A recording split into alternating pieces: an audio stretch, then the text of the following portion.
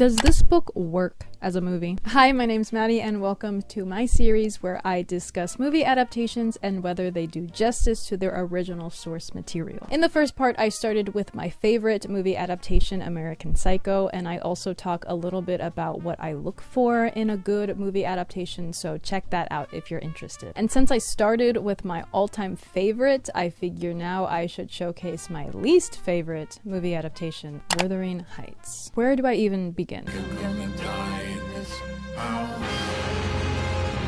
Wuthering Heights, written by Emily Bronte, is an 1847 Gothic novel. It focuses on toxic relationships, dysfunctional families, generational trauma, and is overall incredibly complicated. We follow the romance of our two lead characters, Catherine Earnshaw and Heathcliff, with no last name. He doesn't get a last name. Heathcliff is adopted by Catherine Earnshaw's father, and if you're following what I'm saying, yes, they're raised as siblings. Romantic, right? The novel is a nightmare, and I mean that as a compliment. It is commonly seen as a cautionary tale against mistaking true love for obsession, codependency, and abuse. Now, the movie.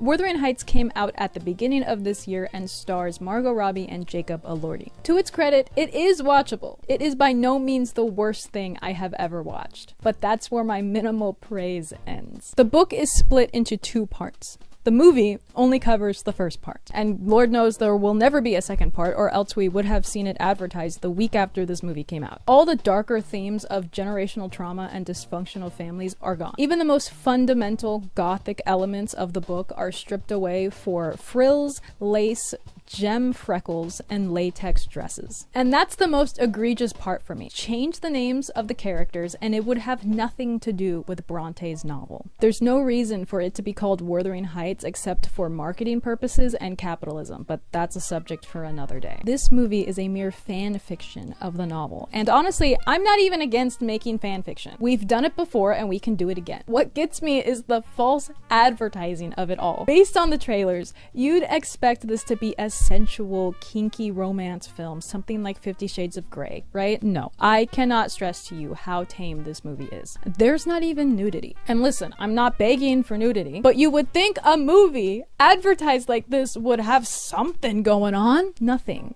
about this movie is romantic. Heathcliff and Catherine are abusers, and it's presented as if it's a beautiful, tragic love story. It is quite literally everything that the novel warns you against. And I hate it! Anyway, let me know if you like this video and if there are any other movies that you would like to see me cover. Follow for part 3.